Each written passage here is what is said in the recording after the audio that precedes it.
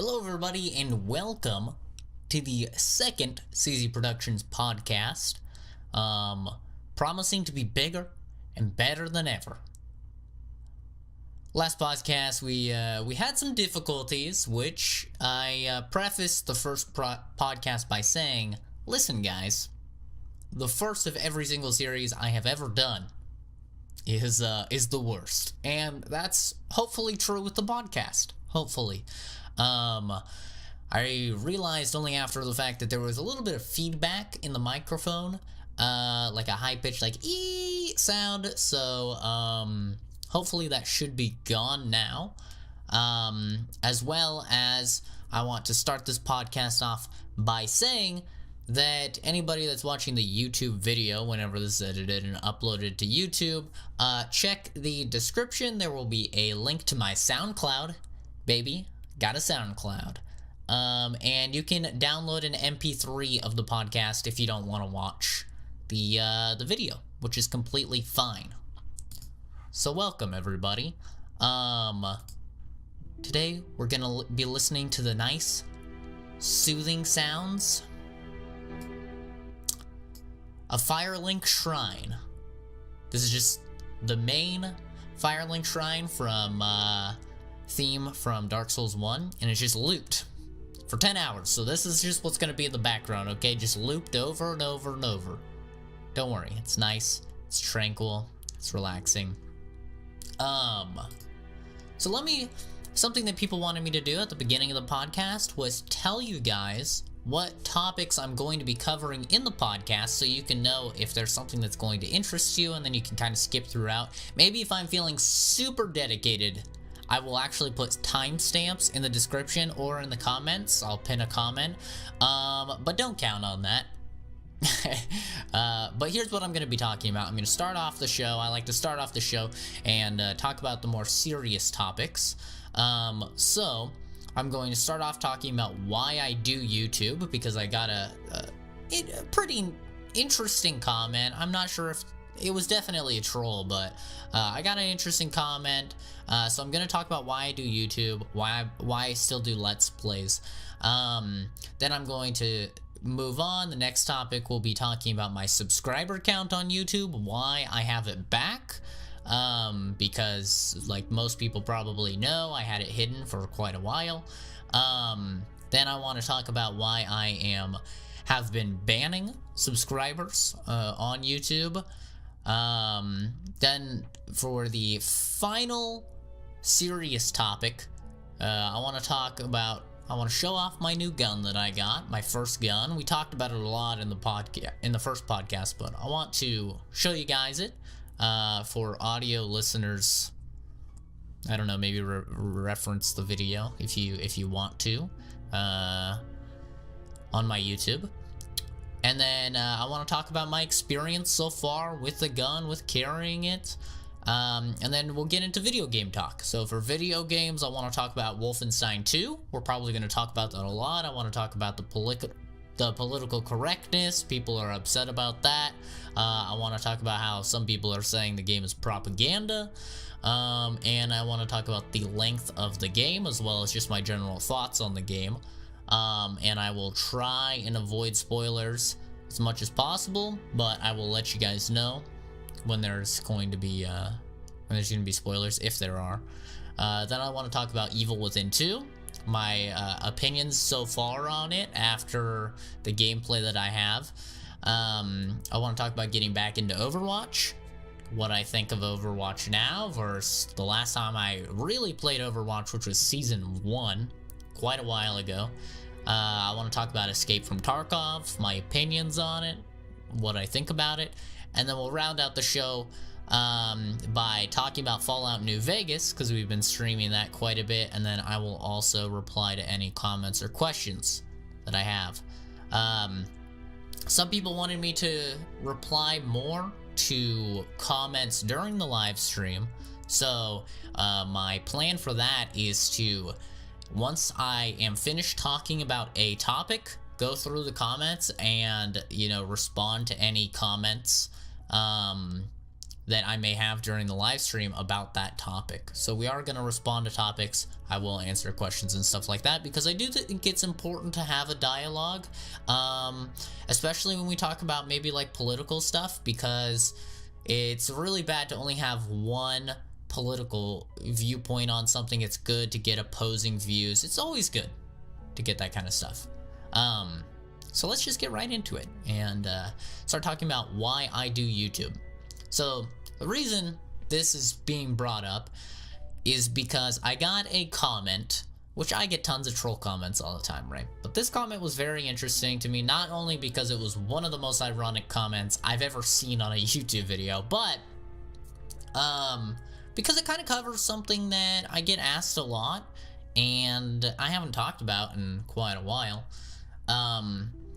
So let me go over the comment first. The comment basically said, listen, honest question here, right? So they're prefacing this by saying, this is an honest question, I'm not trying to troll, right?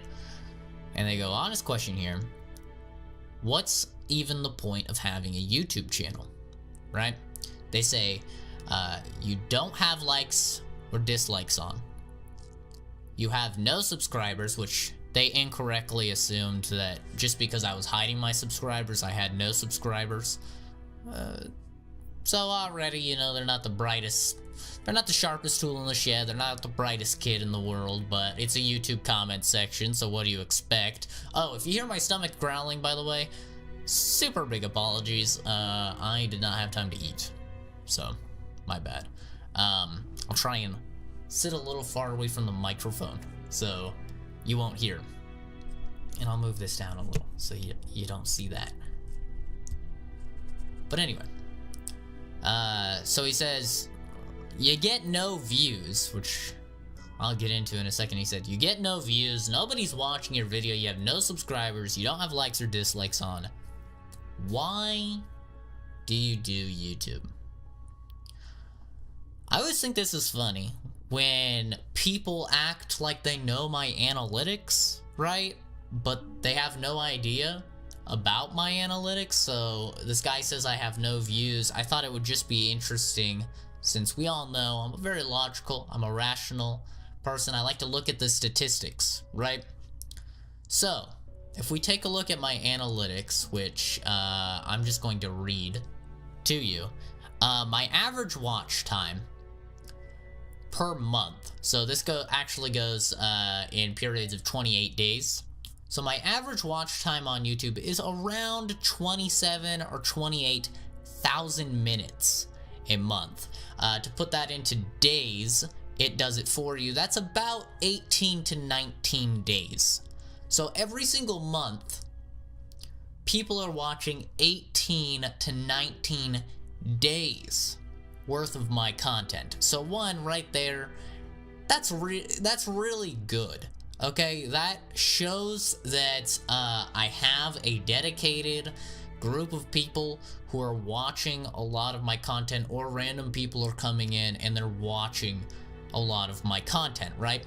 In my opinion, watch time is significantly more important than views, and in YouTube's opinion, it's the same, because YouTube favors videos, favors people who have more watch time over views, right?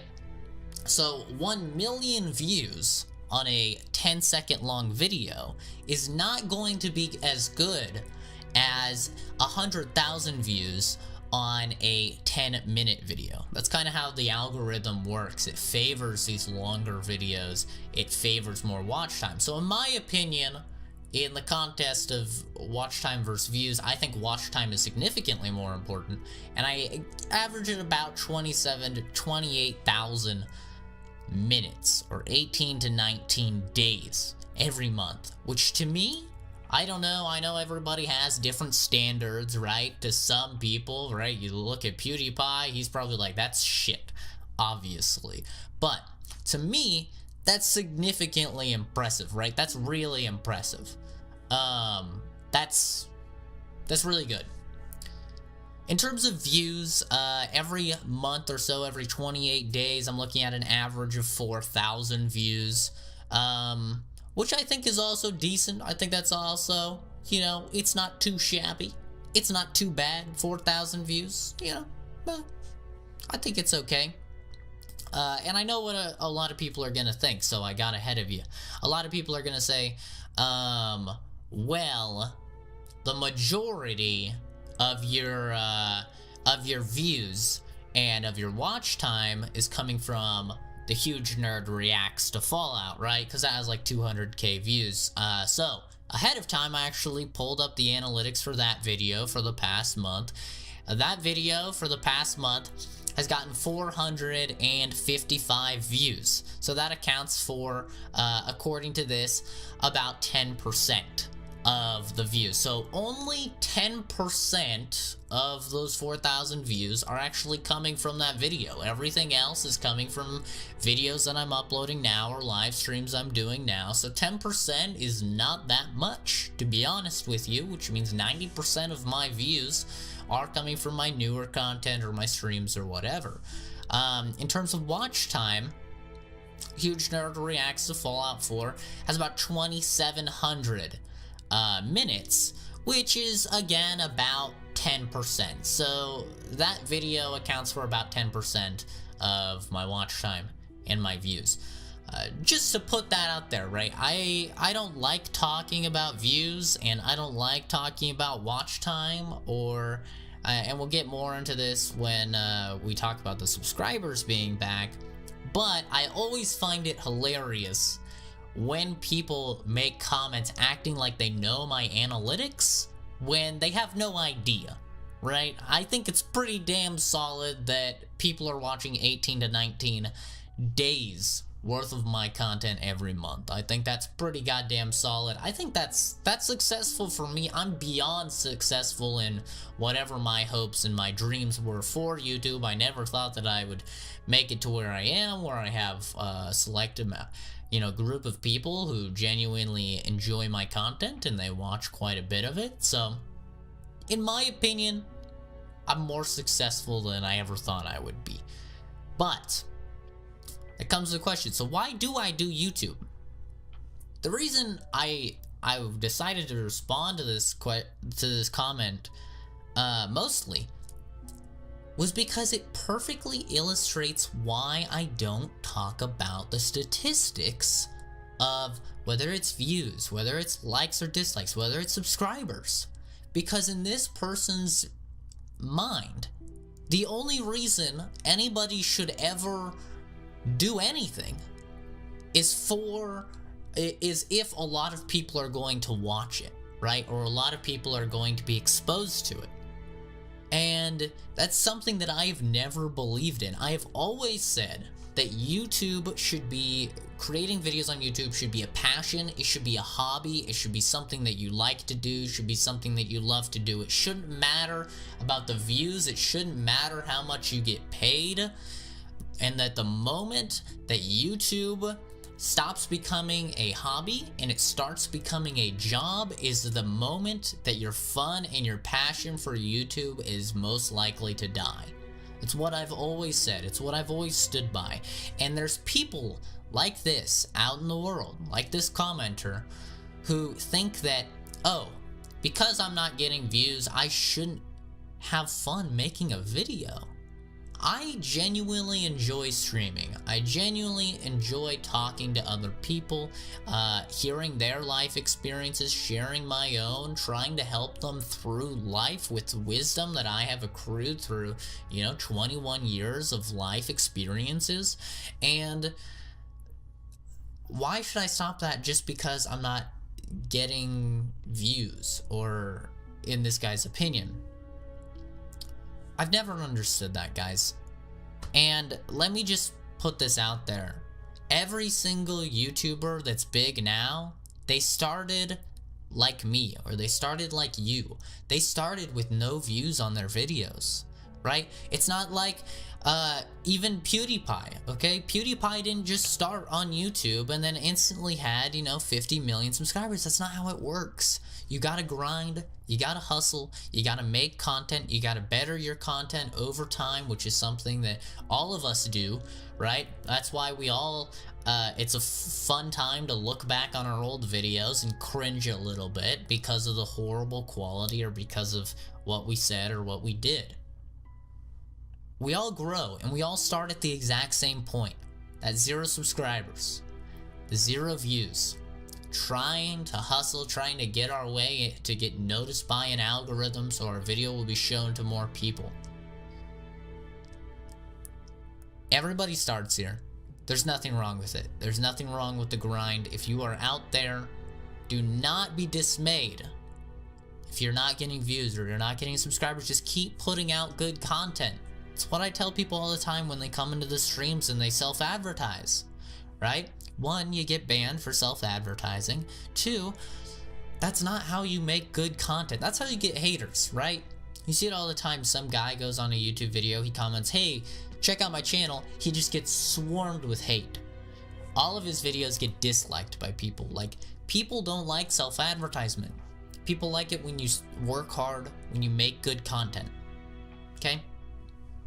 But I did want to talk about that, and that kind of segues into why is my subscriber count back?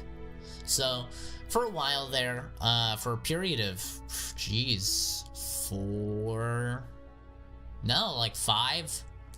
or 6 months, I had my subscriber count hidden. I didn't even know that you could do that, or else I probably would have done, excuse me, I probably would have done it a lot sooner. As you guys probably know, I have likes and dislikes off on my channel, and I had subscribers off for a while. The reason I had subscribers off on the channel was pretty simple. I was nearing 1,000 subscribers, and practically every single comment was about that, and it was just annoying. I wanted, for example, when I was live streaming, people would say, oh my god, you're so close to 1,000 subscribers, you're so close to 1,000 subscribers. Like, that was 90% of what people would comment, and I wanted people to be talking about the stream. I wanted people to be talking about the content that I was producing right then and there, the stuff that I was making, and everybody was just so concerned on this number, like, oh, this number, this subscriber number, this 1,000, such a, such a big thing. And me, I'm sitting here and I'm just like, guys, it's just a number on a screen. Like, that's how I view it, at least, is it's a number on a screen. Let's focus on, like, the actual content. Let's have discussion. And nobody was doing that. Everybody was just talking about it. They're like, you really deserve it and stuff, which is nice. And I appreciate the kind words. I do. But it was just annoying seeing the same thing over and over and over and over again. So I hid my subscriber count until we got, significantly past 1,000. And then brought it back.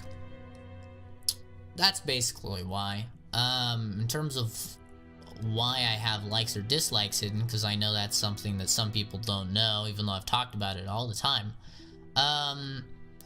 Dislikes do absolutely nothing on a video.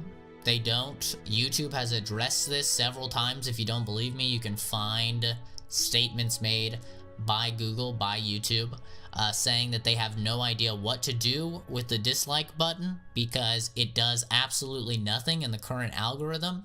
If a video has a ton of dislikes, if a video has 99% dislikes, right, it has like 5 million dislikes and like 2 likes, nothing happens, right?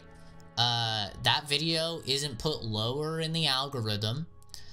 That video isn't put lower in search results or in recommended videos or in getting pushed out to subscribers. That doesn't happen.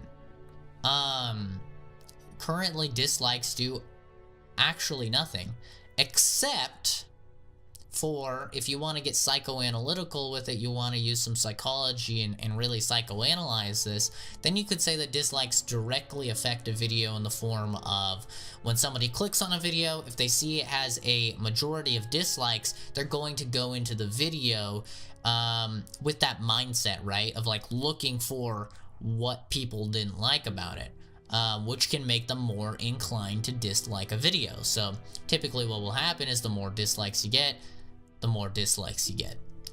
It's sort of the age-old thing for the more views you get, the more views you get, or the more subscribers you get, the more subscribers you get, right? Because the more subscribers you get, the more people are gonna see your channel, and they're gonna see how many subscribers you get, so they're gonna subscribe. So it's sort of that thing. Or the more views a video gets, the more people are gonna see the video, which means the more views a video is gonna get. It's sort of that thing. So likes and dislikes, they do absolutely nothing for positive for a video, so why would I have them on? I can still see them. So for people who argue, well, you see, dislikes are a great measure for if people are liking the type of content you're producing, sure, but at the same time, I would much rather have comments, you know, detailing specifically, constructive comments detailing specifically why they didn't like something. I don't want just somebody to click a dislike video and be like, oh, or dislike on a video and be like, okay, now he knows I don't like this type of content. It's like, no, I need you to tell me what you don't like, why you don't like it, right? If it's something like you don't like vlogs, and you would rather have Let's Plays, well then my question to you would be, why are you watching a vlog in the first place, right? So for that purpose, I can still see likes and dislikes. I'm the only one who can, but I can still see it. So if somebody out there, you know, if I do post a video, it gets a lot of dislikes, then maybe I will see that. I'll be able to gauge viewer reception, basically. But like I said, it does nothing positive, so there's no point in having it publicly available, in my opinion. Next, I want to talk about, got messaged by somebody asking why he was banned. He said he's a loyal subscriber and stuff like that. So I wanted to talk about why I have recently, and my mods, or my mod, I only have one, have been recently banning subscribers of mine. Lately, as you probably know, I have been live streaming Fallout New Vegas. A lot of people have subscribed to this channel for Fallout content, despite me repeatedly saying, no joke, hundreds of times, that this is not a Fallout channel.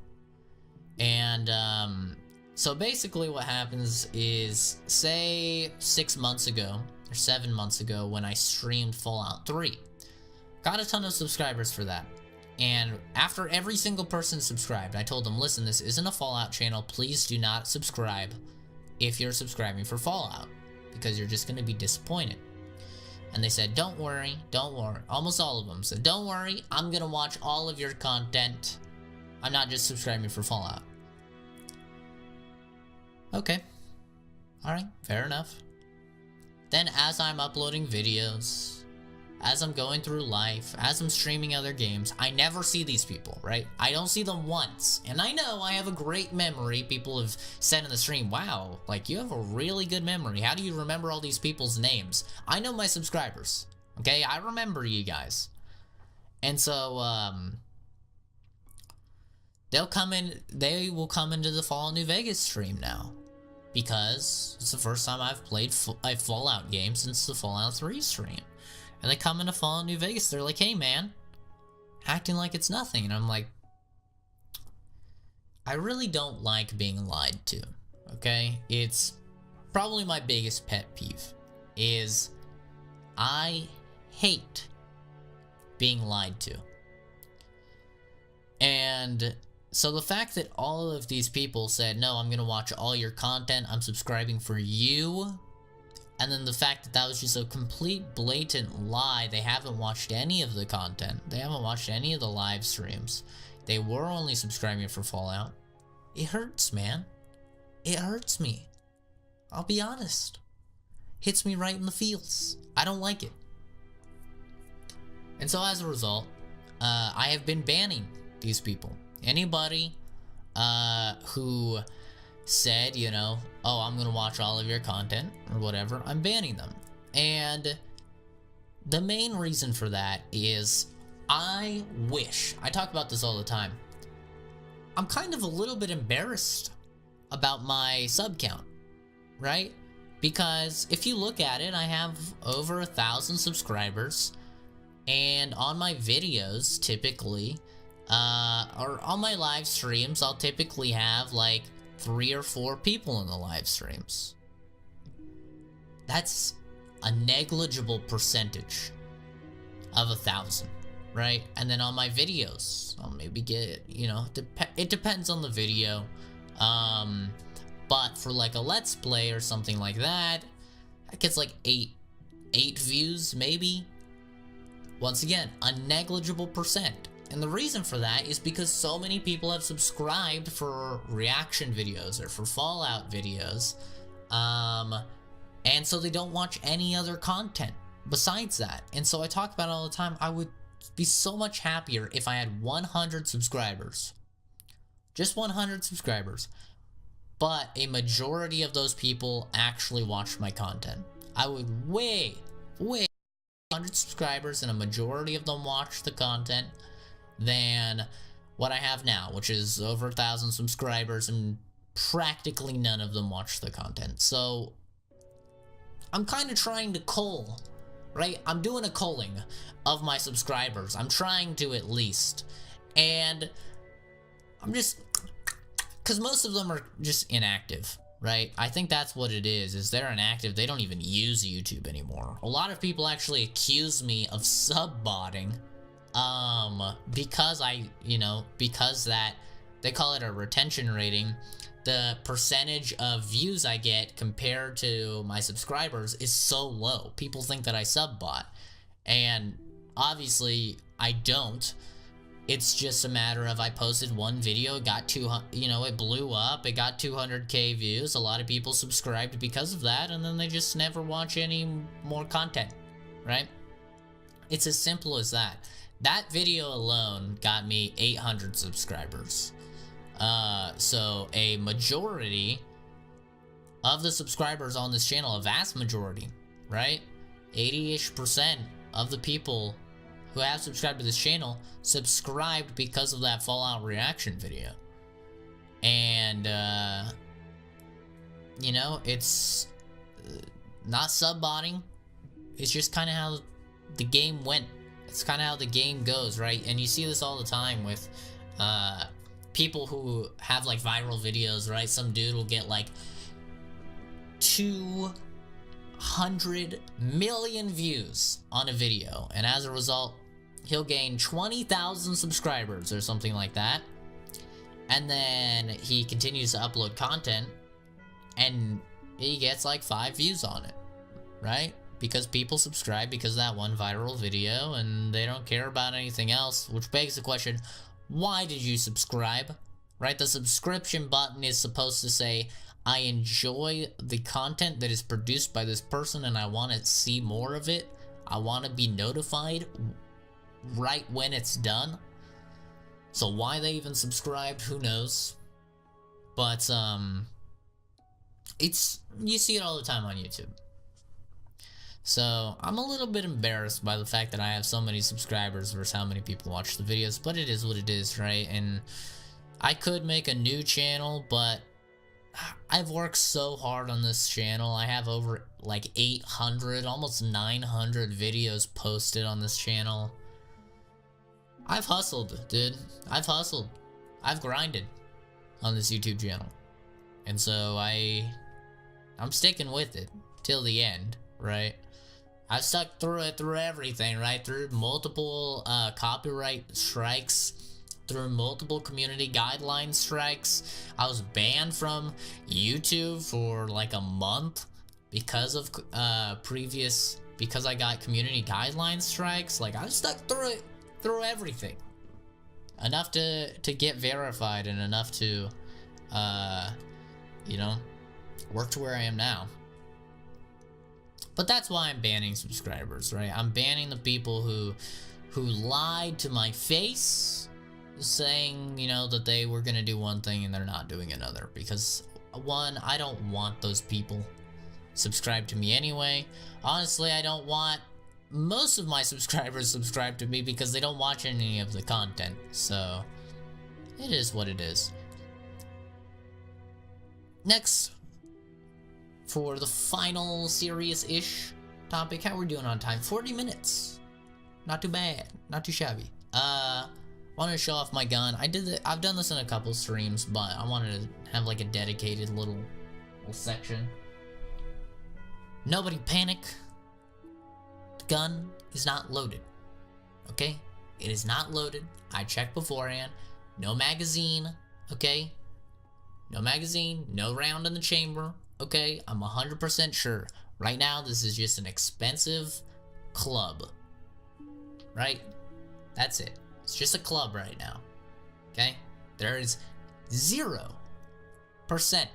chance this thing can go off. People get so weird about guns. It's 100% safe, guys. 100%. So this is my gun that I got. I talked about it a lot in the last podcast, about the process of buying it, about the process of acquiring it. Purchased it online, had it shipped to a gun dealer out here in Vegas, and she's a beauty. I really like her. She's pretty big,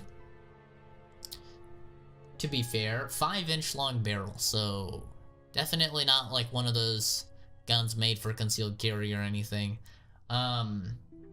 This is a Taurus PT 1911. It's chambered in 9mm, which is heresy to some people. Some people think that if you have a 1911 model, it needs to be 45 caliber. I've shot 45s my entire life. I've actually never even shot a 9mm. But I wanted a 9mm. I just wanted it. The same gun does come in 45.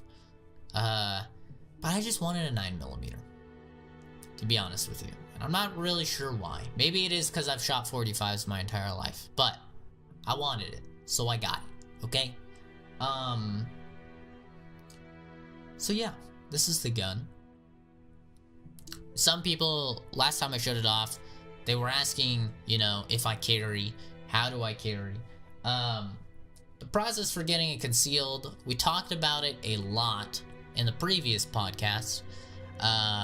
We really went in depth with it, but that process, it takes a long time.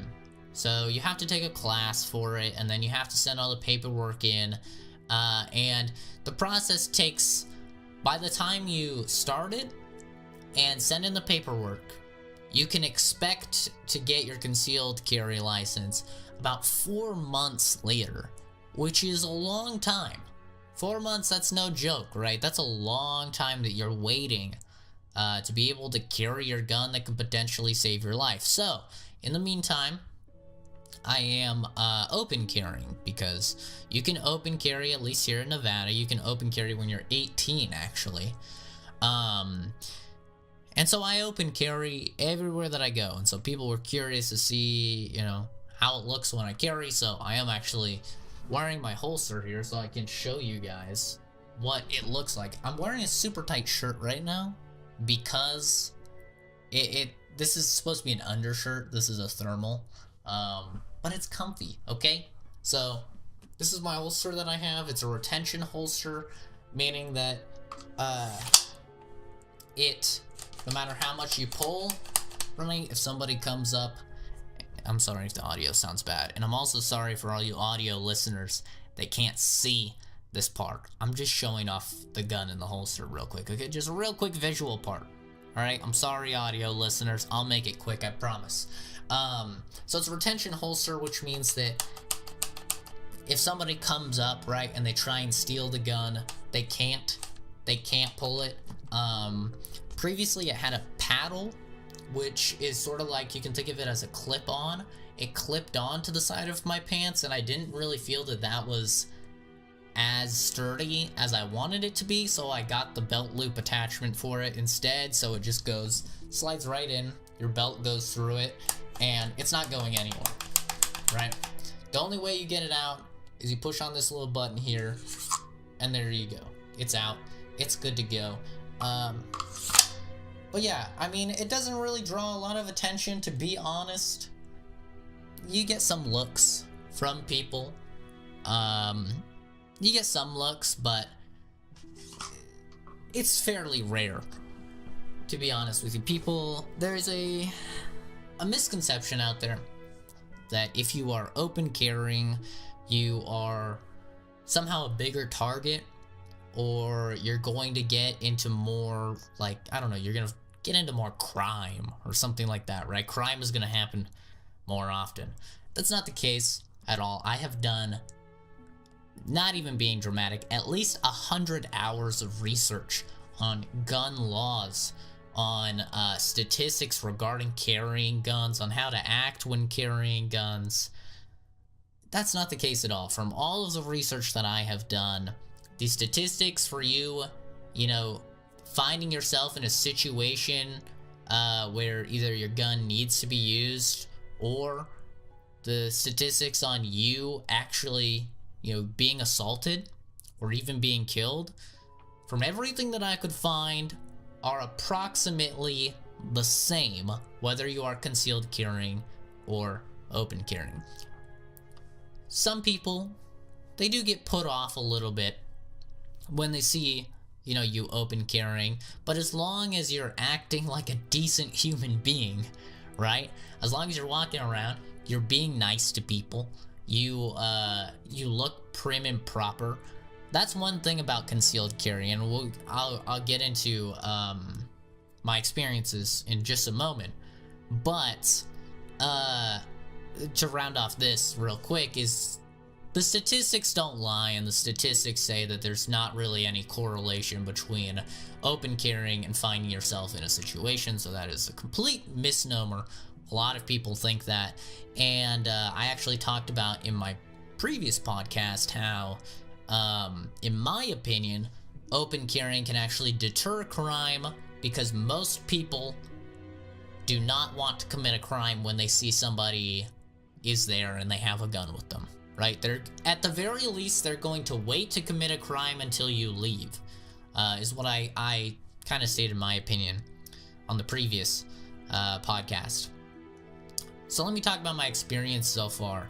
I kind of touched on it. I haven't really gotten any funny looks or anything. Every now and then, right, when you're in the grocery store and you're at self-checkout, and you know the old lady is watching everybody to, like, inevitably wait for it to be like, bagging error, please wait for assistance. God, that happens every time. I swear to God, that happens every time you go to self-checkout.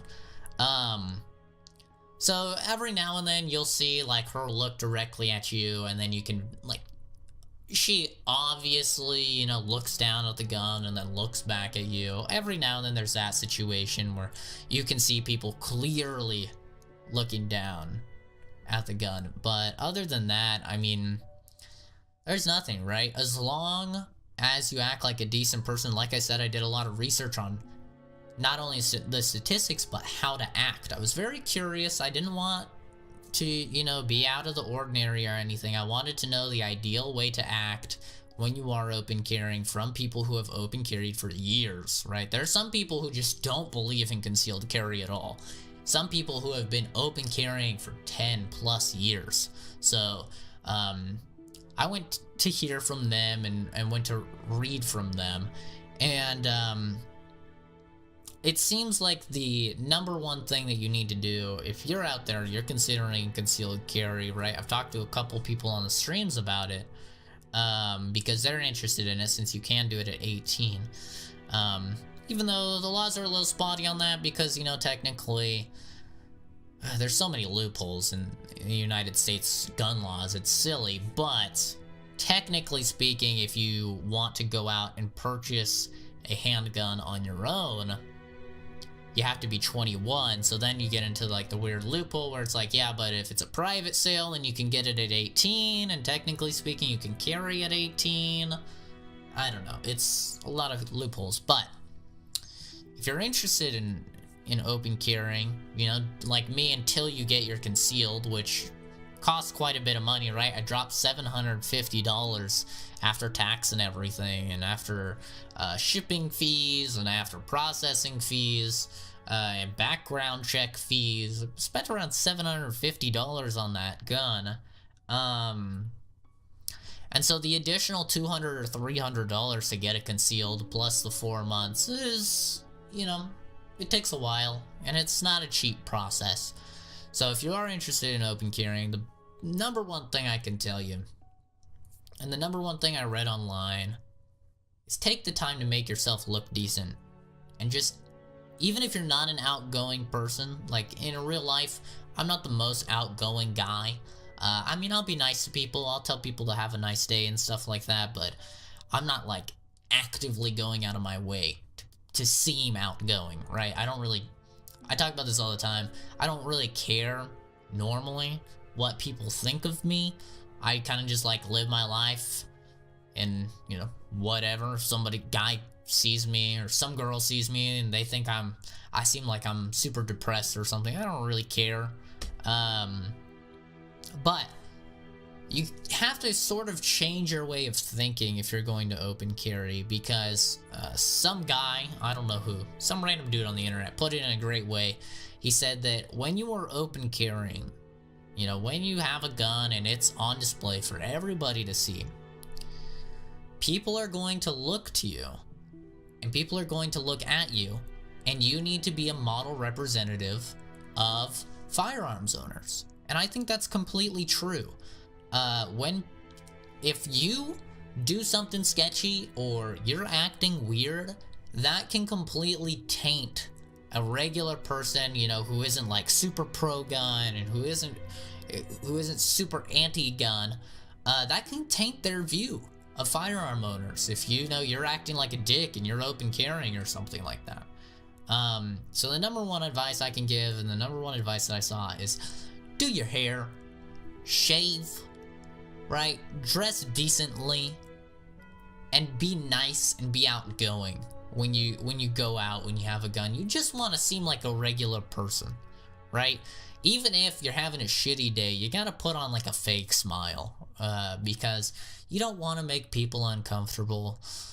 You know, when you do, that's when you'll have fucking security guards ask you to leave the premises or something like that, right? And nobody wants to go through that. So just dress nice, do your hair, shave, be a well-groomed, well-dressed human being.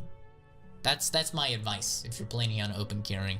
I've never had an issue about it. I do have a quick, funny story to tell about open carrying though.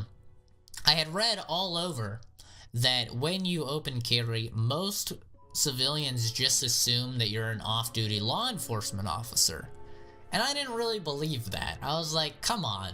If you see somebody openly carrying a gun, how does that mean that they're a cop, right?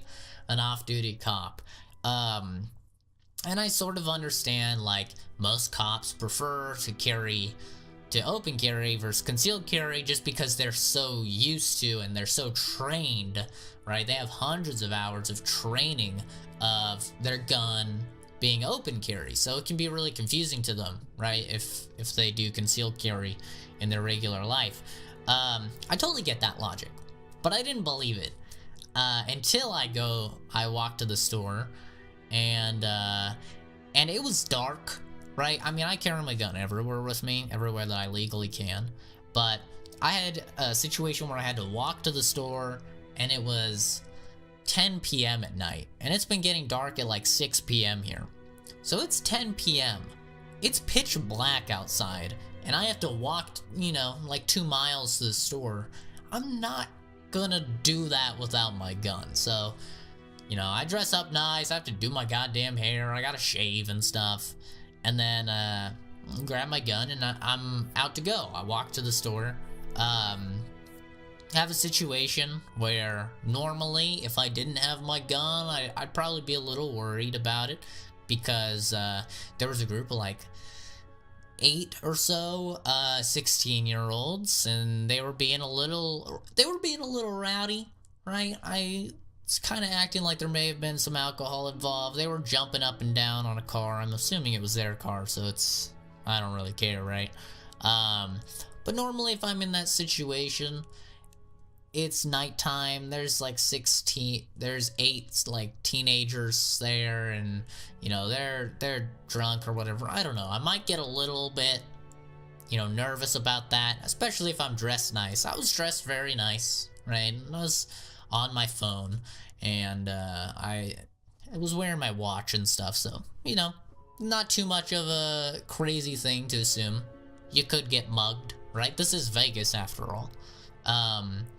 But I had my gun with me, so I wasn't worried at all. Like, the amount of confidence that you get, you have to be careful with it, to be honest, because when you're carrying a gun, it gives you a ton of confidence. And you hear this from women all the time, is that women, a lot of times, like if they're walking down a dark alley or something, they're obviously super scared. They think they could be sexually assaulted or killed or whatever. But then once they get a gun, they get a lot more confident. You have to be careful with that confidence, though, because you don't want to, you know, turn into a douchebag or something, or you don't want to be the kind of guy that picks fights because, oh, I got a gun, who cares, right? You have to be responsible with it, of course. But so that was fine, right? No issues with those kids. They can jump on the car or whatever. So I get to the store, and I'm at self-checkout, and this lady, she was super nice to me, and I was, you know, nice to her and stuff like that. But then as I'm going to leave, I like tell her to have a nice day, and she goes, "You have a nice day too, and thank you so much for your service." And then I was just like, at the moment it didn't really register what she said, and so I was just like, okay, have a good night, you know, and I walked off. But then as I got outside the store, I was like, what'd she fucking say? She said, thank you for your service. Service for what? I haven't done anything. So then you get like I just thought that was hilarious. I'm gonna get beat up for like stolen valor or something, right? I don't know if that's a thing with police officers, but I was like, I'm not pretending to be anything here, right? I'm just exercising my right as an American to open carry. But it's completely true, I guess. When people say that they assume that regular civilians just assume that you're a cop if you open carry, I guess it's completely true. And I don't know, I'm definitely not a cop. I know technically, right, I work for law enforcement, but I would never call myself a cop. And I think it's even weird to say I work in law enforcement, because I don't know, I'm not the one enforcing the law, right? I'm not doing that. I'm just finding information that helps people enforce the law. So I don't know. Technically speaking, my job does fall in law enforcement, but it was weird, right? It was a very weird situation. I thought it was funny. I laughed about it as I was walking home. I was like, what the hell, man? What the hell? But yeah, it's true. If you were ever wondering, 100% true. People do apparently think that if you're open carrying, you're just an off-duty cop. So, okay. Or maybe she thought I was in the army. I don't know. I think cop is the most reasonable explanation for it. But I've never heard somebody say, thank you for your service to police officers. It's not something you hear often, right? Normally people say thanks for your service when they're talking to like someone from the army. But I thought that was a nice little story. So a little bit, the next topic, which is still a little bit serious. I'll get the serious part out of the way fairly quickly because I think it's stupid, but Wolfenstein 2. I want to talk about Wolfenstein 2, and we'll start about the controversial topics. Controversial. Audio listeners can't tell, but I'm doing finger quotes around controversial. The controversial aspects of Wolfenstein 2, which I don't think anybody should be surprised that the game is controversial. I mean, it's a game filled with Nazis, for Christ's sake. A lot of people. That's a quick way to trigger them, right? Still a lot of raw emotions, even though they shouldn't be raw this long after it happened, but still a lot of emotions regarding the Holocaust. So, and despite what everybody says, I'm not Jewish, okay? Just because somebody has a big nose like me, it does not mean we're Jewish, alright? So I'm not Jewish, I just have a big nose, okay? I swear, you'd be surprised how many people legitimately think that I'm Jewish just because I have a big nose. It's crazy. But anyway, so there's a lot of people who are all about political correctness, and they're complaining that Wolfenstein 2 is it's just too far. It's just too much. Which I found interesting, because in my personal opinion, Wolfenstein 2 is much less in terms of like going against the tide for political correctness or doing stuff that could trigger people than Wolfenstein the New Order. In Wolfenstein the New Order, you actually go into a concentration camp, right? You actually see Jewish people being murdered just for being Jewish. You see Jewish people being tortured just for fun by Nazis. Like, you actually are in a concentration camp. You see people starving to death. You see people super skinny. And so, compared to that, Wolfenstein 2 doesn't really have anything of that sort. It is hyper violent, but I think we should have all expected that. Because Wolfenstein's always been hyper violent, right? It's like freaking out that Doom is hyper violent. It doesn't really make sense. And so I don't honestly understand what all the political correctness is. I think people are just getting triggered just to be for triggered sake. It's the outrage society that you hear people talking about. People just love to get angry at stuff. So political correctness, I don't really see that. But a big thing, a really big thing that people have been saying about Wolfenstein 2 is that it's propaganda, which is something that I 100% do not understand at all, and in the least bit, because they're saying it's Nazi propaganda. They're saying that it's somehow arguing that it's good to be a Nazi, which without saying any spoilers, I don't want to have any spoilers in this podcast because I know the game is still pretty damn new. There is legitimately only one Nazi that is a decent person in the game. All of the Nazis are either like they don't have any story, they're just bad guys for you to shoot, or all the Nazis that do have a story are legitimately terrible people, and the game beats you over the head with how horrible they are. And the one Nazi that isn't like that argues that she isn't a Nazi, and she repeatedly says it. So it's not like she can be the argument that Nazis are good, because she repeatedly says, I'm not a Nazi, I'm not a Nazi, I'm not a Nazi. I used to, be with the Nazis, but I'm not a Nazi now.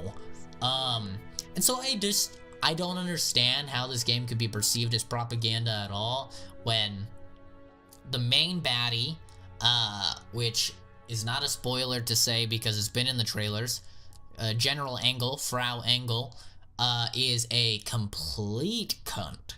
One of the most dislikable antagonists in a game I've ever seen in my life. Just the opening scene with her, which I'm not going to spoil, makes you despise this woman. It makes you want her dead, even more so than in the New Order when you already wanted her super dead. So she's instantly painted to just be a horrible person that you want dead right off the bat. And then every single other Nazi, including one character that I don't want to spoil because I didn't know they were going to be in the game, except apparently they have been in trailers, but I don't want to spoil it in case you haven't seen the trailers. One Nazi is, just so people know who I'm talking about without spoilers, super old Nazi, okay? He's a super old guy. who's a Nazi, he's a horrible person too. He's established as being insane and just completely has no regard for anybody else, and sees everybody else as lesser, like humans. Not even humans. He doesn't even see them as humans. So I have no idea how this game can be perceived as Nazi propaganda when every single Nazi is a complete dick, and the entire game is about you destroying Nazis and murdering everyone and liberating America. I think this game is more of a propaganda for Americans, right? And Americans rising up in the face of like crisis than anything. But it's like, who are we supposed to raise up against? Unless people are trying to say it's like propaganda to raise up against Trump or something like that. But I think if that's the case, you're really stretching it, and I didn't get those vibes at all. You're stretching it, okay? You're trying to find something that fits your agenda in a game that is great. I'll get into how great it is. There's one more problem that people have with the game that I wanted to address, and that's the length of the game. In case you don't know, speedrunners have already beaten the game in like an hour and some change, and by this time maybe even under an hour. And so that goes to some people, and they see, oh my god, you can beat this game in an hour using almost no glitches, even though you do use glitches in that speedrun. You're paying $60 for an hour's worth of content. And that's something.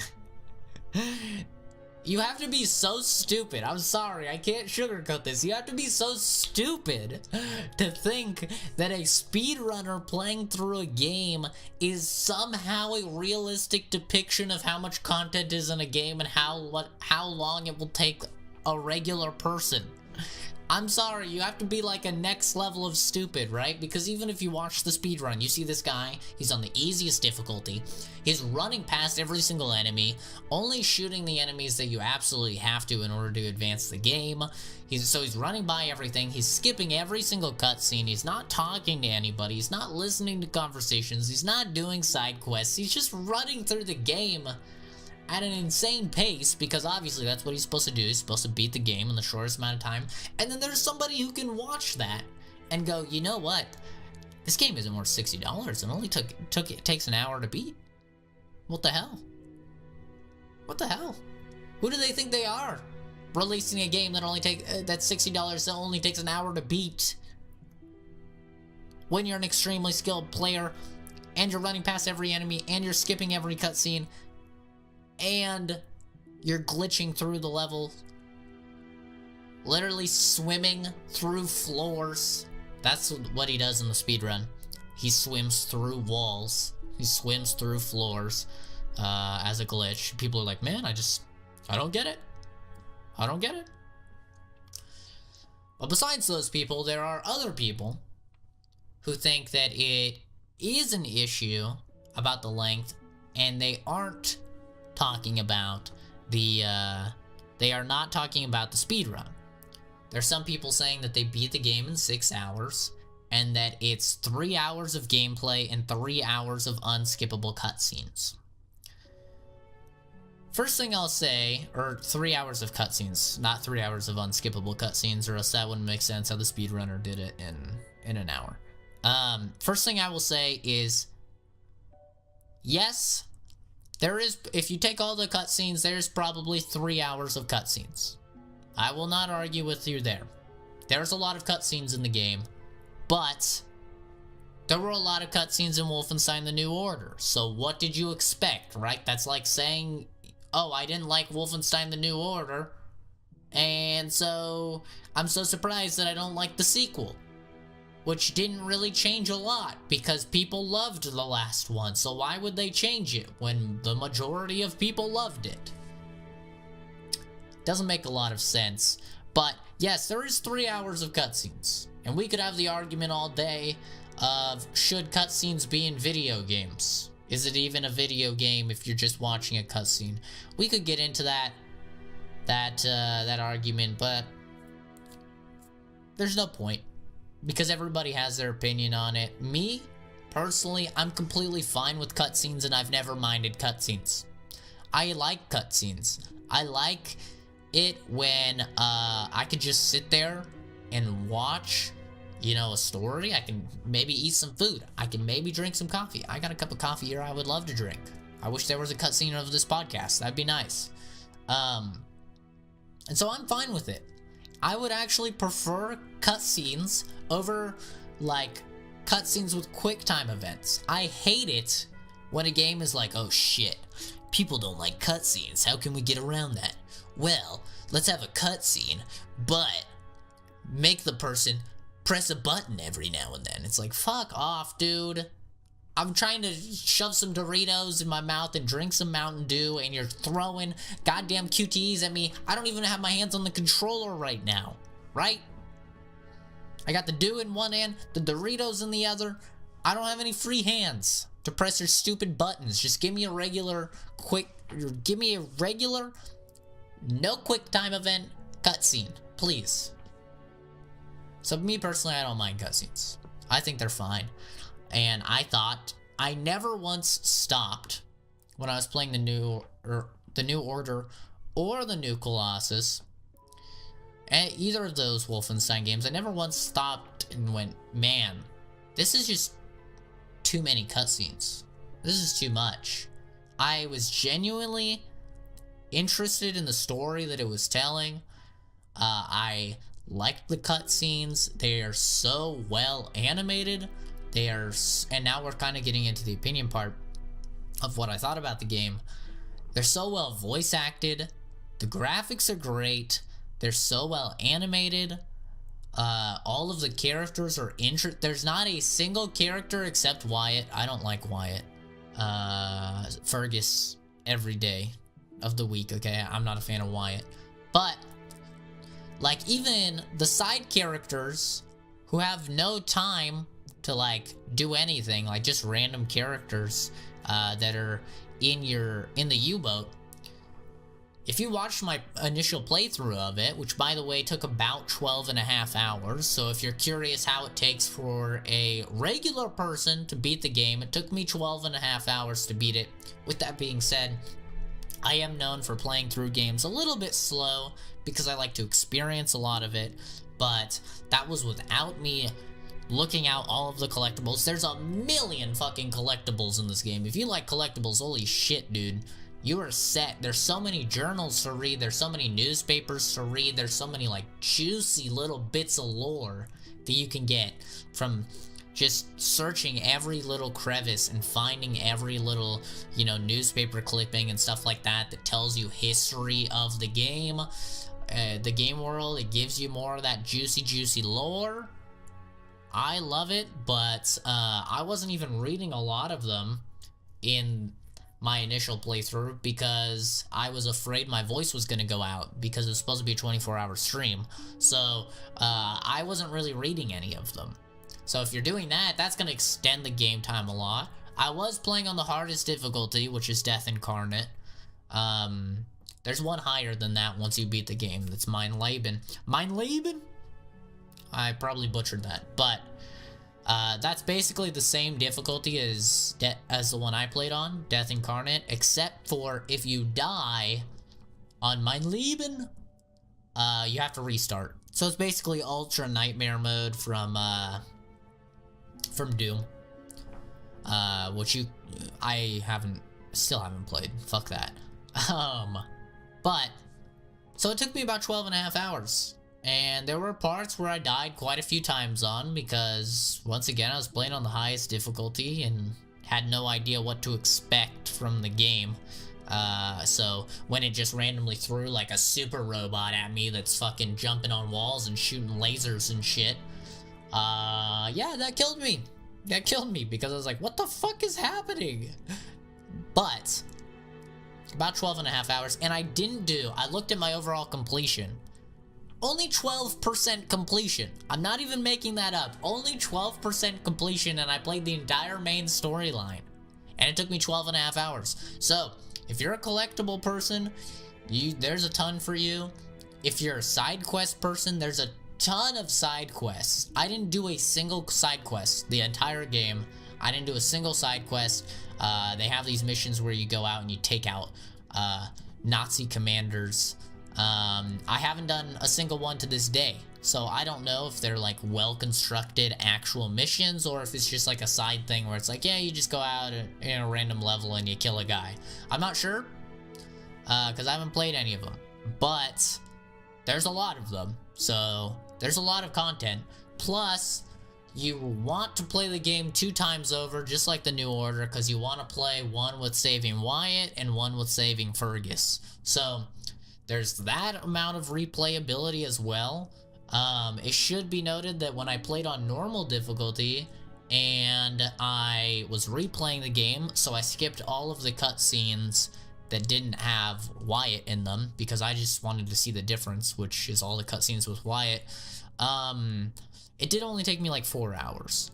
So, you know, you can say that it probably won't take you nearly as long on your second playthrough, unless you play on a harder difficulty. But all in all, I loved Wolfenstein 2. Absolutely loved it. I have problems saying if it's my game of the year, because there's been so many goddamn good games this year. I mean, take it all the way back to February. We got Resident Evil 7. That was this year, right? We have South Park Fractured Butthole. We have Prey. Prey was phenomenal. We got Wolfenstein 2. I'm really enjoying The Evil Within 2, which we'll get into. That's the next topic. We'll get into that in a second. So many good games in 2017, and I still haven't played things like Cuphead or a shit ton of other games that I haven't played. There's just too many goddamn games coming out. So I have problems saying if Wolfenstein 2 was my game of the year, but it was so good. It was really, really good. Like I said, the voice acting, phenomenal, which is what I expected after playing the New Order and loving the New Order. The soundtrack is phenomenal. It has a great mix of like really, I hate this word, it's overused, but I think it's the best word for it. Epic. Has really epic soundtracks when you're actually like when you're running through a fucking train, a bullet train with shotguns, and you're just gunning Nazis down. It's great. As well as it has like some great slower acoustic music for, you know, the more serious parts. The voice acting from everyone, even like the shitty side characters. Actually, there's not really a shitty side character. Wyatt's a shitty, but he's a main character. Wyatt's a shitty main character. Everybody is phenomenal. Like, I didn't feel like they just picked people up and were like, hey, you be this random person.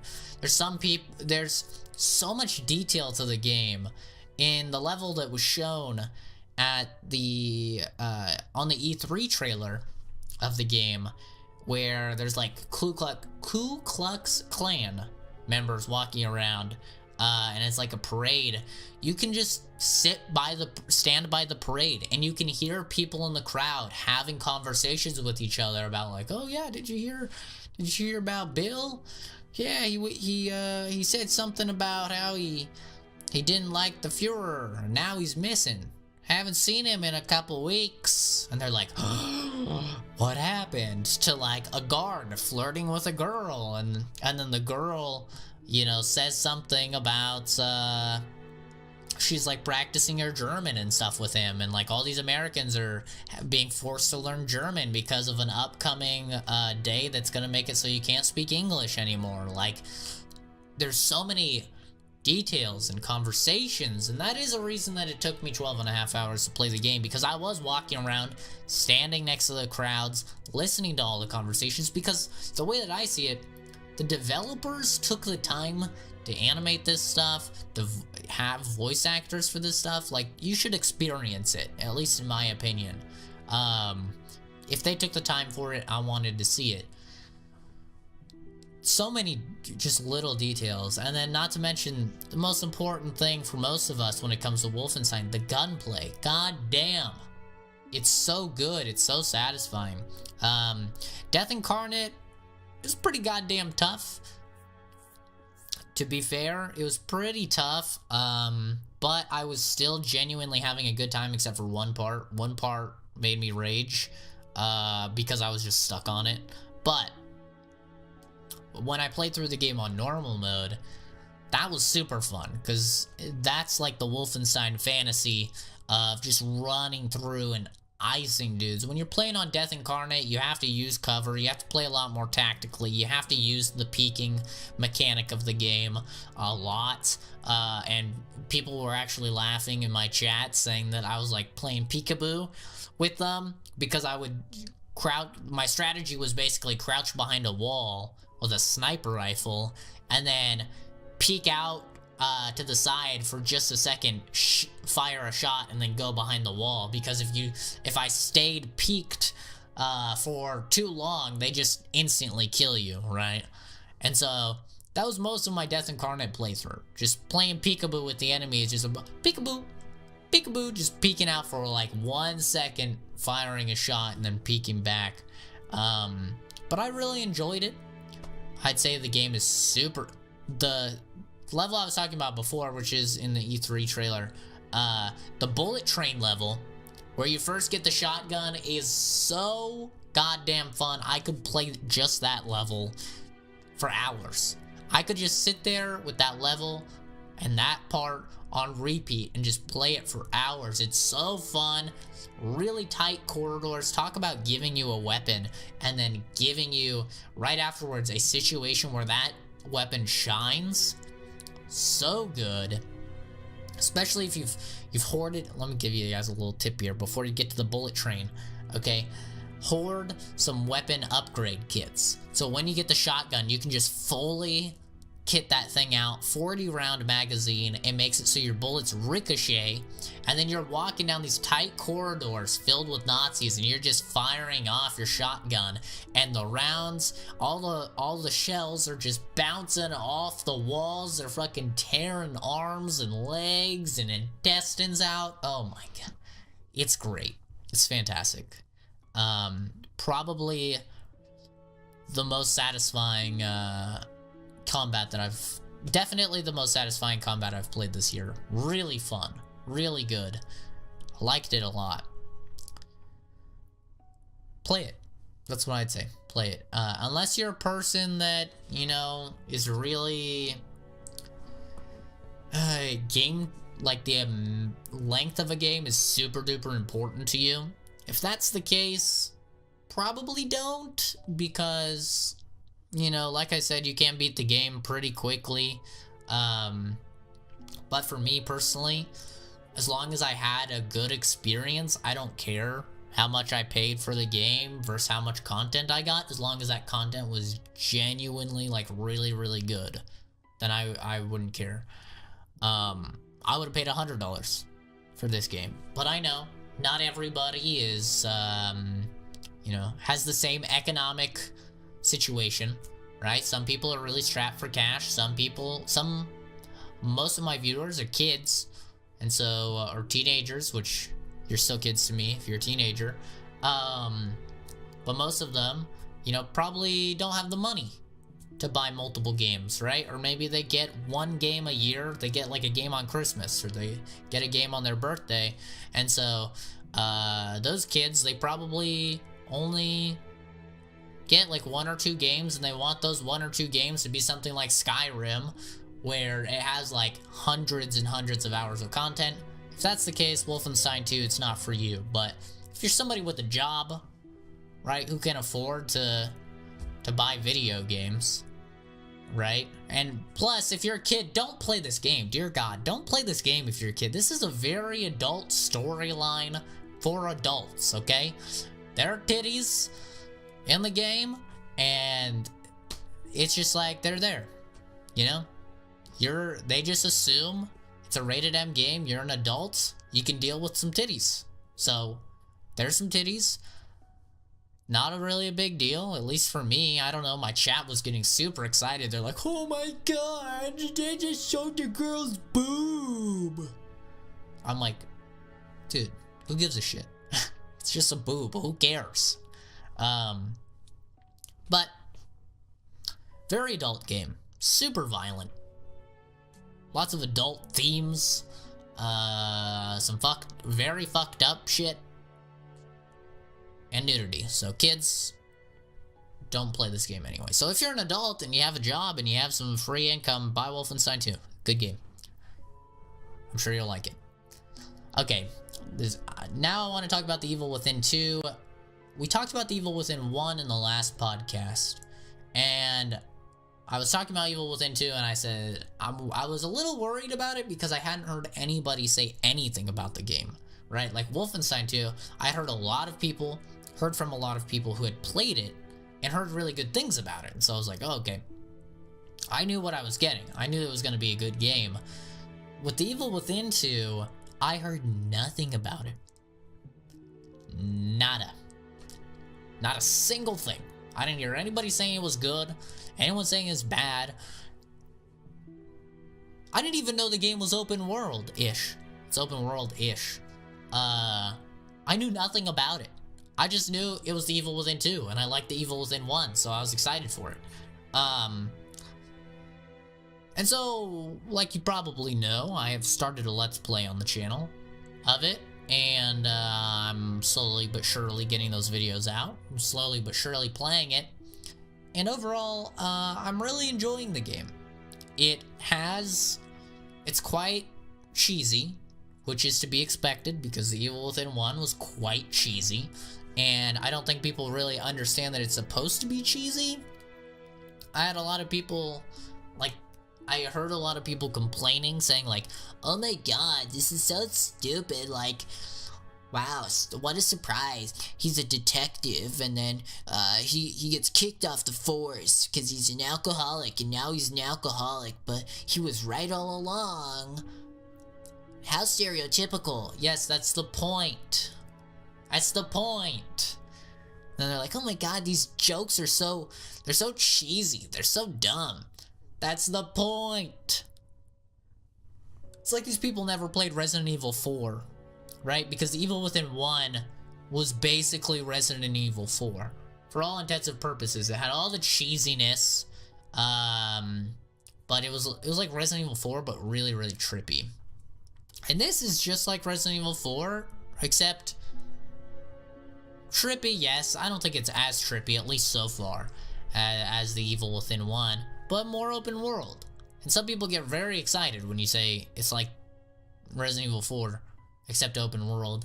The combat in The Evil Within 2 is not as good as The Evil Within 1. I'll just say it. The Evil Within 1, I praised it for its combat, right? If you shoot a guy in the head in The Evil Within 1, a piece of his skull's gonna fly off, and blood's gonna be shooting out, even if you don't kill him, right? Or you shoot him in the face and his jaw is gonna rip off, and blood's gonna be shooting out, and he's gonna keep coming after you. That doesn't happen in The Evil Within 2, and I'm really upset that it doesn't. In The Evil Within 2, you just shoot them, and they're like, ow, that hurt. And then you shoot them again, and then their head explodes, right? Or their arm explodes, or whatever. It's not as good as Evil Within 1, which sucks because that was the main selling point for me on The Evil Within 1, but the storyline of The Evil Within 2 and the side quests of The Evil Within 2 are more interesting, I would say, or more fleshed out, more realized than The Evil Within 1. The Evil Within 1, it did a very interesting thing where, I hate to use this meme, but it's sort of like Rick and Morty, right? You need to be fair, you need a high IQ to understand The Evil Within 1. As stupid as that meme is, it's actually true. So many people were confused about the storyline of The Evil Within 1 because it was a fairly advanced storyline. It was basically The Matrix, but not you didn't have Lawrence Fishburne, or whatever that guy's name is, telling you you're in the Matrix, right? And explaining the situation. You had to put it all together yourself. And then at the end, it left off kind of ambiguous. And so you did have to be a fairly educated person, a fairly smart person to understand the storyline of The Evil Within 1. And that's not really the case in The Evil Within 2. The Evil Within 2, it starts off, it sets you up, and if you don't know the general storyline of The Evil Within 2, then I guess spoiler alert, I'm not going to get into super specifics, but this is just the general story of it. It sets you up in the first 10 minutes of the game. Storyline of Evil Within 2 is basically like, your daughter is actually alive. She needs you to help rescue her. In order to rescue her, you have to go back into STEM, which is basically the Matrix. And so that's what you do, right? That's the storyline of the game, is how can you save her? Like, they set you up with a goal at the very beginning, and they give you that storyline that you didn't have in The Evil Within 1. In The Evil Within 1, you don't know what the hell the storyline is. You don't know what your goal is. You're just like, okay, shit's really weird. I probably want to make shit not weird. And that's about the extent of the story of The Evil Within 1, right? It's very cryptic until you get into the later aspects of the game, or until you read enough of the journals and listen to enough of the audio logs to really put it together and go, oh, okay, so that's what's going on here. And then even after that, a lot of people were still confused, right? So overall, I'd say The Evil Within 2, I'm not super far into it. I can actually pull it up right now to tell you probably how many hours I have in the game. I have 8 hours in the game so far. So, decent amount, a decent chunk of time. But from what I hear, the game is actually quite big, like 20 hours long, because we all know I'm going to do all of the side quests and I'm going to explore everything. But I'd say the combat isn't as good. The combat's still fine. It's not as bad as Resident Evil 4, right? As much as I love Resident Evil 4, it's not as bad as, like, you shoot some guy in the head with a fucking gun and he's... Oh, apologies for that sound. It's the garage door opening. Nice. Way to ruin the podcast, door. So I'd say the combat, it's okay. It's not bad. It's not amazing like The Evil Within 1. Still fairly satisfying though. And the storyline in the world, I think, is a lot more interesting, as well as some of the characters that return from The Evil Within 1. They get a lot more fleshed out. They get more interesting. Kidman is super hot. Just thought I'd throw that out there. God damn, Kidman was hot in the first one. She's super hot in this one too. Looks completely different. A lot of the characters look completely different than The Evil Within 1, which really threw me off. But I'm enjoying it. Definitely liking it so far. I think how much I like The Evil Within 2 will hinge on its ending, similar to The Evil Within 1. But I hear it has a really good, satisfying ending. So let's hope so. Man, this is a long podcast. We're at an hour and a half. This is a long one. This is gonna be a pain in the ass to edit. Pain in the ass to render. Oof. Okay. Next game I've been playing. Haven't been playing a ton of, but been streaming it a bit, been playing it a little, been trying to get back into it, is Overwatch. The new competitive season for Overwatch just started. I believe it just started. And so I said, hey, what the hell? Right? I'll give it a try. I've been dabbling in it a little bit since the Halloween event, just trying to get some of them juicy skins. So I said, hey, what the hell? I will, I'll take a look. And I'll try some competitive. So I played some competitive and lost a lot of games. Here's the thing about me and Overwatch, and me in most games, right? I'm a variety streamer. I play a lot of different games. I'm not just like, alright, I'm a CSGO streamer. I'm playing CSGO 24/7. I play a ton of different games. I rotate through games a lot because I get bored. If I'm just sitting on one game, just playing one game, I get bored fairly easy. And there's so many games out there that I don't understand how somebody can focus all their time on one game when there's so many games. There's hundreds, there's thousands of good games out there just begging to be played. And so my issue with Overwatch is just that I don't play a lot of Overwatch. So when I do play Overwatch, so much has changed since the last time I played Overwatch. Last time I seriously played Overwatch, and I was actually really into it, was Season 1, which is over a year ago now.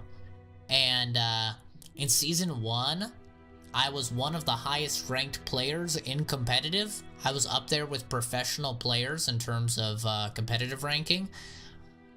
I was really, really good. And ever since then, I don't know, after Season 2 and stuff, they completely reworked a lot of the heroes. They reworked a lot of the heroes.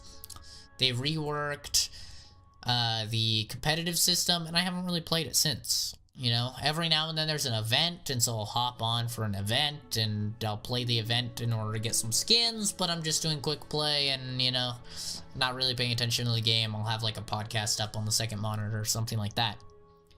And so this is my first time, like, actually delving into Overwatch again. And immediately, I could tell it was going to be rough, because the learning curve of Overwatch it's big. Especially when you are a traditional shooter person like me, where the core of my PC, you know, shooting FPS skills come from Counter-Strike, right? I played Counter-Strike Source for, I mean, I still play it now for over 10 years. I played the hell out of Counter-Strike, and then I transitioned into CSGO, and I played the hell out of CSGO, and Counter-Strike is a very methodical, slower paced game where you're trained, you know, to always go for those headshots, and you're trained where head level is. You're trained to control spray patterns. You are trained in how fast the players are going to move, and with that, you kind of know what's happening, right? If you're playing on Dust 2 and some guy's pushing up Catwalk and you're on a site, you know exactly where to look in order to see their head, and you know the general time of when they're gonna peek, and you know when to shoot, and you know how fast to shoot. Overwatch is like, throw all of that out the window. There is no, like, set head level, right? There's fucking Winston. You got a monkey. His head is different than Diva, where her head hitbox is, who is different than Zenyatta, who's different than Tracer. It's a much more fast-paced game. You got monkeys flying through the air. You got girls with rocket launchers and jetpacks. You got little, British girls teleporting around.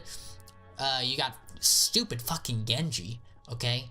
Genji drives me insane because he's jumping on walls, he's running up walls, he's double jumping, he's fucking doing slashes, he's deflecting your bullets, and it's like, god damn it. So it's completely the opposite of what my mind is just naturally trained to do, which is Counter-Strike. And even when I'm playing something like PUBG, it's like, you know, very set of, alright, this is their head, this is where I need to aim, this is their speed. It's all very set, and Overwatch, there's just so much variety that it's very difficult for me, unless I, like, really, really focus. And so I could tell off the bat, I didn't think I was going to do well. First game of competitive I got, my team forced me to play Mercy.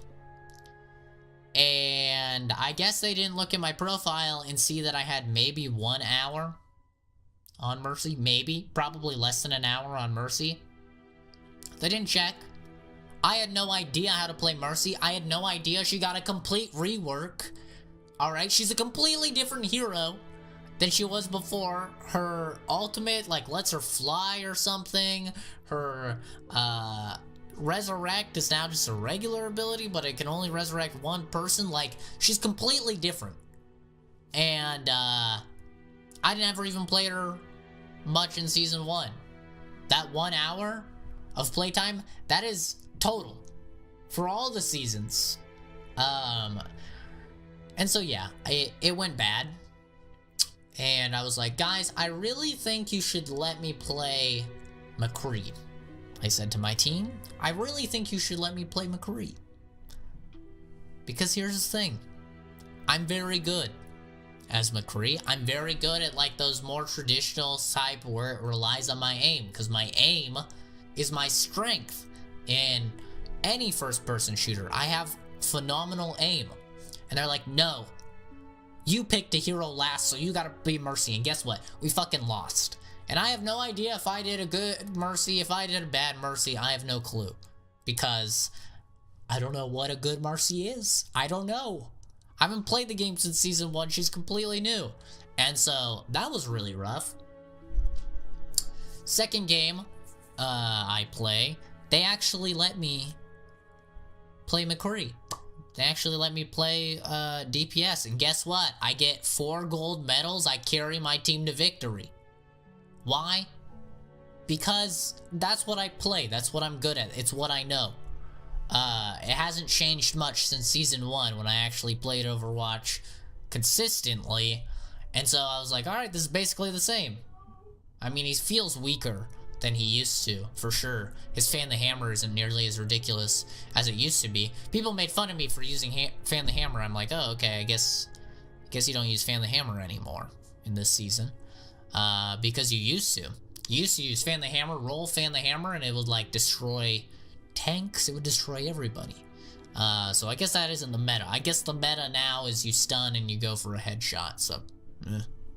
But 4 gold medals, carry my team to victory. And ended up, in total, losing 7 of my placement games, winning 3 of my placement games. All 3 of the placement games that I won, I carried harder than I've ever carried in my goddamn life. Every single one of them. But here's the thing about Overwatch. It's not like a Counter-Strike where you can, like, if you're good enough, you can carry. You can't really do that in Overwatch. If you just get RNG'd and you get a team that's like, we're all playing DPS, then you have to make the decision, okay, well, our team needs a tank. Do I go tank? Or do I go healer? Because our team also needs a healer. Like, you have to make that choice. And either way, you're not going to have the other one. And either way, you're probably going to lose. And so I got myself in a lot of those situations. And so I went, man, I'm probably going to get placed in like fucking bronze, right? Because losing 7 out of your 10 placement games, that's really bad. I guess it doesn't just take your loss and your wins into account. I guess it also takes your own performance, because I got placed 10 points away from Diamond. So I'm not sure how high you can place in your placement games, but everybody told me that that was really good. So I got placed 10 points away from Diamond, and I was like, okay, I don't know how the hell that happened. I mean, I'll take it though. Maybe it factored in the fact that I was one of the highest ranked players in competitive for Season 1? Maybe it factored that in, I don't know. But if it did, cool. I kind of doubt it, because I feel like Season 1, that was so long ago. And ranking system was completely different. The ranking system in Season 1 was a number from 1 to 100. And the higher your number, the better. And I believe I had a score of 69, which doesn't sound that high. But I think the highest a player ever got to was like 74. And if you were above 65, then you were the top 5% of players. So I was 69, so significantly higher, you know, than the top 5%. So realistically, I was probably like the top 2% of players in all of Overwatch in Season 1, and then they just changed everything. So I'm trying to get back into Overwatch. I enjoy it. I like it, but I think I like it more as a casual game. I think I'll just play competitive, get up to diamond, and then call it good. Cause I don't know. I don't like Overwatch competitive. I don't. Most of the people, they were actually very nice though. In Season 1, people were toxic as all hell. It was a very bad community. Reminded me of League of Legends or CSGO or Dota. People were actually genuinely nice in Overwatch. They did their calls, they called out, and yeah, they were kind to people. I was surprised. I've heard horrible things about the Overwatch community, but that's probably in like the lower ranks. So yeah. I placed high platinum, 10 points away from diamond. And in case you don't know the rankings, it goes bronze, silver, gold, platinum, diamond, and then it goes like master, grandmaster, top 500, I think is the order. I'm not sure if you can place into I'm not sure if you can place into master or grandmaster. I'm not sure. But that's my experience in Overwatch. Please don't make me play Mercy ever again. My god, that was miserable. Oh, this has been a long podcast, and I still got 2 more games to talk about. So let me just run through these games real quick. We've been streaming some Escape from Tarkov. In case you don't know, it's a very complicated game to describe to people, but it's essentially a super hyper realistic game, military simulator-esque game, but it's not nearly as clunky as say Arma. And it's a game where it's a looter shooter. Just a really, really hardcore looter shooter. So you go into different levels, they call them raids, and you take in whatever gear you want. The gear can be acquired by purchasing it from traders, which are AI, and eventually they'll have player traders as well, and or just by finding it out in the raid. So you take in whatever gear you want, and then you go in and you try and get more gear, and you try and get out. Basically, you try and extract is the simple way of putting it. Except when you get in, it gets a lot more complicated because there's other players in there. There's trying to obviously kill you and take your stuff. There's AI in there trying to kill you. And there's also, the longer you stay in a raid, the more and more AI that comes, and the more and more players that come. So that's a really interesting mechanic of like, the longer you stay in, the more dangerous it gets, but also the better loot you'll get, because the AI starts getting better equipped with more loot as well, to the point where if you're in a raid for, you know, 20 plus minutes, if you somehow live for 20 plus minutes, the AI is going to have some of the best gear in the game that you can kill them and then you can take their stuff with. But there's loot boxes and stuff like that, and loot boxes, oh god, I'm sorry, I didn't mean to use that term. There's chests. Loot boxes, I know there's a lot of controversy, especially lately, regarding those. There's chests in the game, and they're differently placed depending on what level you're going into, and their loot is randomly generated, and then you can grab that, and you know, some of it you can sell, some of it's attachments you can put on your gun, some of it's ammo, some of it's magazines, all sorts of stuff. So there's not really an end goal to the game. It's kind of like a forever running journey to just get the best loot that you can, and then eventually you will lose that loot and probably be pretty sad. But has some of the most intense firefights I've ever had in a video game. Not a lot of games really get my heart pumping and my blood flowing as much as that game does.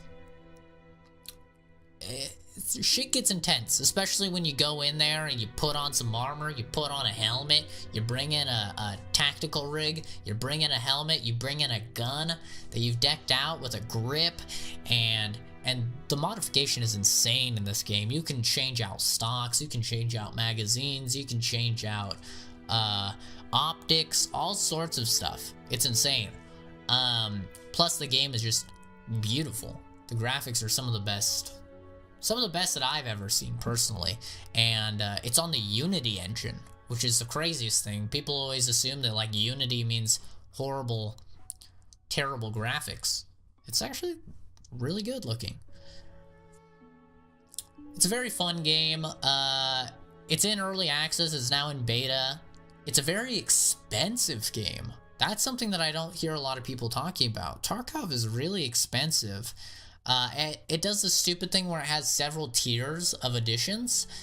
So it has like the standard edition, then it has like the Left Behind edition, then it has like the Edge of Dawn edition or whatever. The standard edition starts with at $45, which is very expensive for a beta. And you're basically pre-ordering the game, but it gets you access to the beta right now.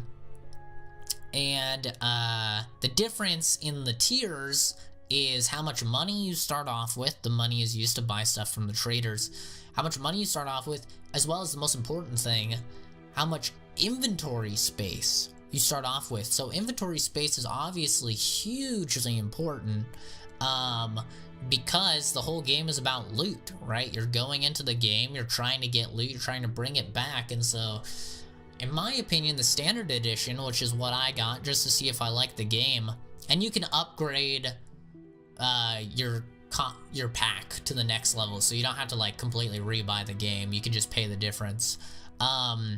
So I recommend getting standard edition first just to see if you like it.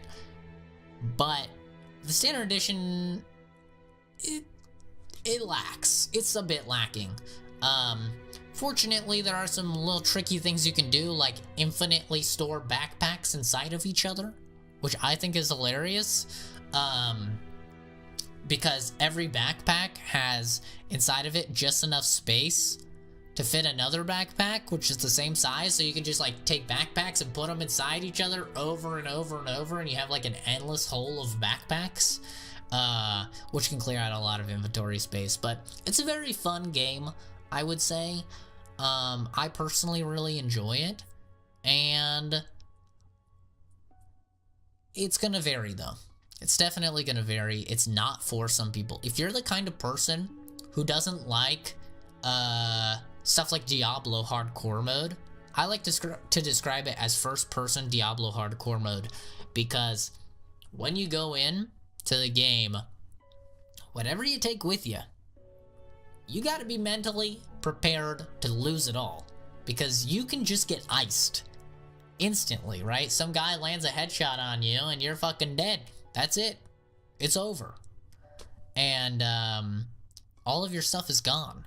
And they have ways around that. So they have insurance that you can buy for gear. So if you have something really rare, right? Like you have a fully kitted out M4, you can buy insurance for that. And then if it isn't looted by another player, then guess what? You'll get it back. So there's a lot of interesting like mechanics like that, where and sort of like there's a meta that's formed from that of say you get shot in the leg, the bullet goes right through the middle of your leg, breaks your leg, so now you have a fractured leg, and you don't have like a splint or something, so you're hobbling around. If you decide, oh shit, I'm not gonna make it probably to the extraction zone, you take all the stuff that you have insured and you just go into the forest, you throw it on the floor in the forest so no one's gonna find it, right? And then you go out into the world, you try your best to get out, and then that way, even if you die, it's like, oh well, no one's gonna find my decked out M4 in the forest, right? And I have insurance on it, so some dude will go in and they'll get it for you and you're good to go. So a lot of very interesting mechanics come out of it, but main reason I like it, it has loot. I love loot.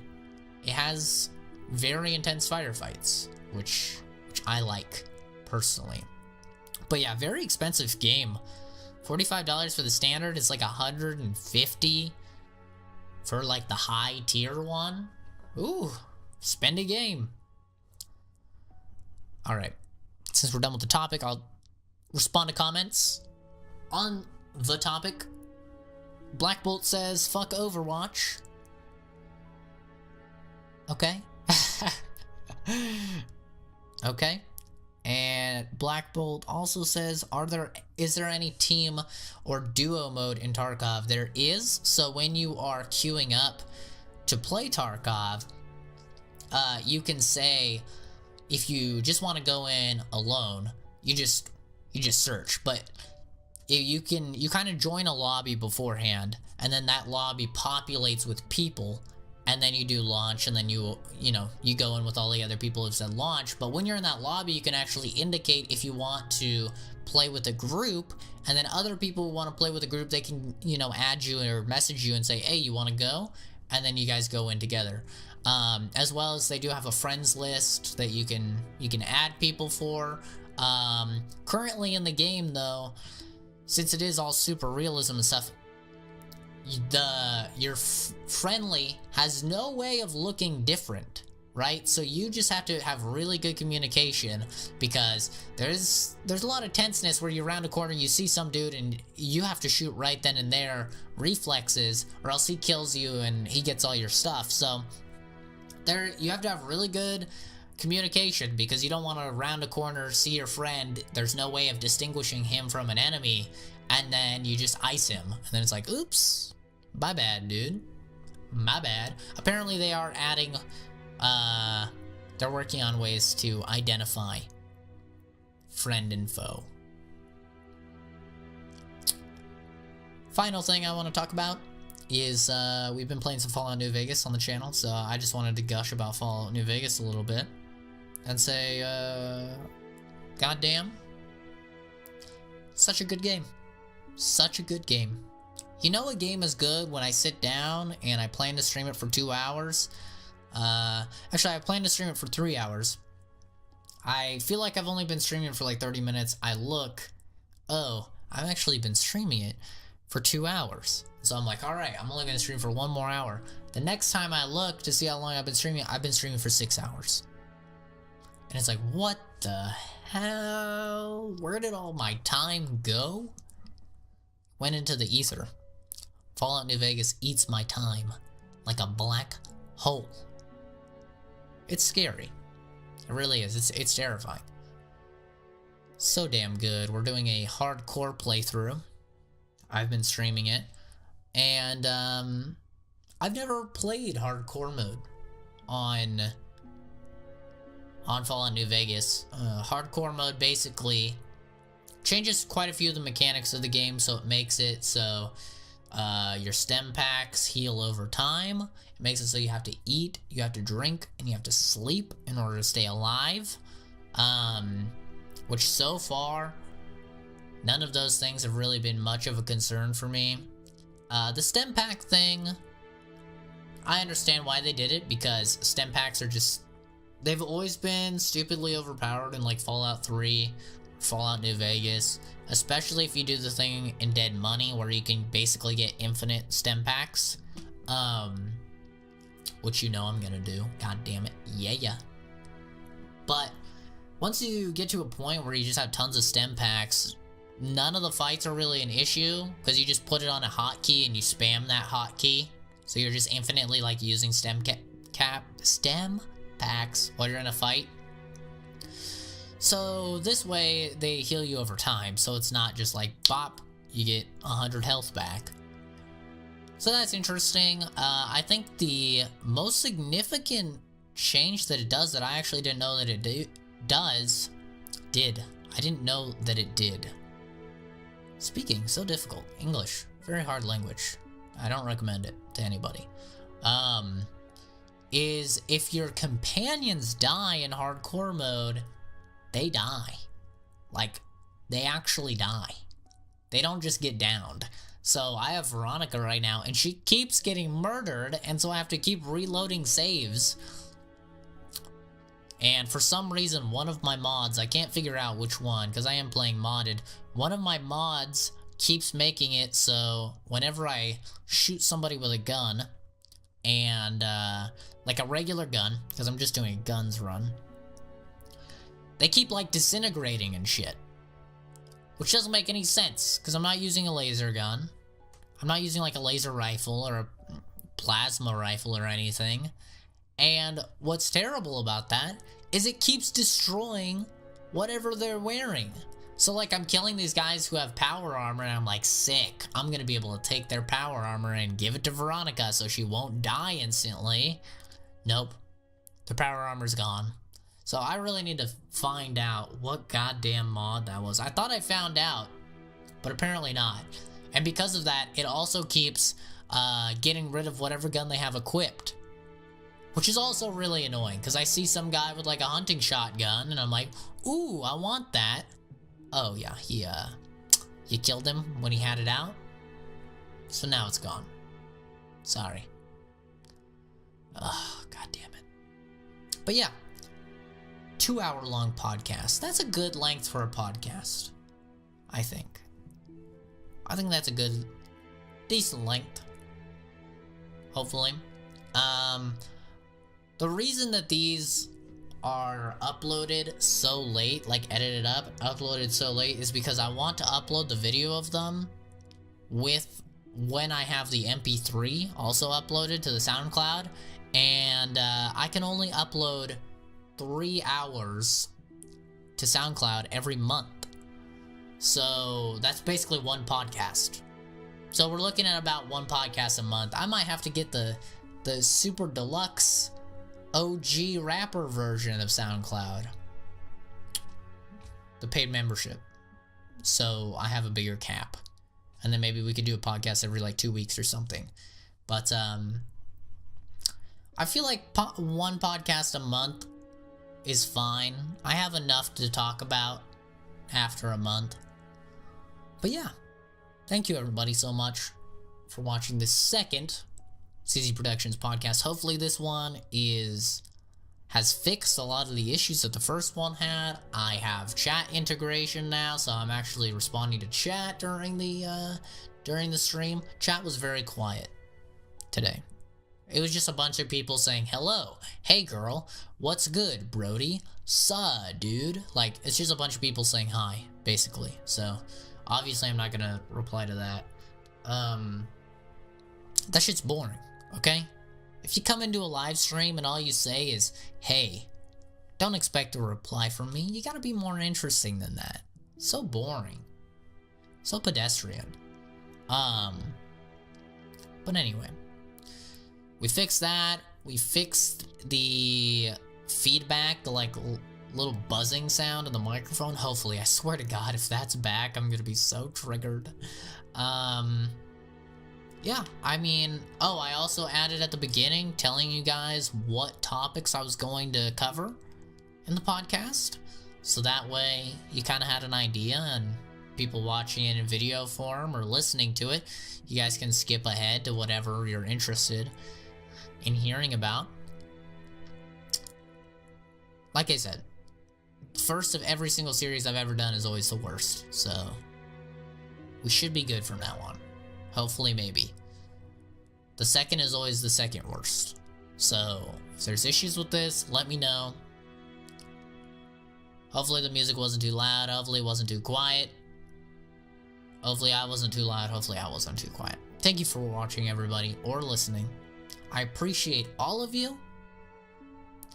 And I will see all of you in the next video, or Stream Marooney, or podcast. Have a good one. Wish you all the best in life. And I'll see you later. Bye.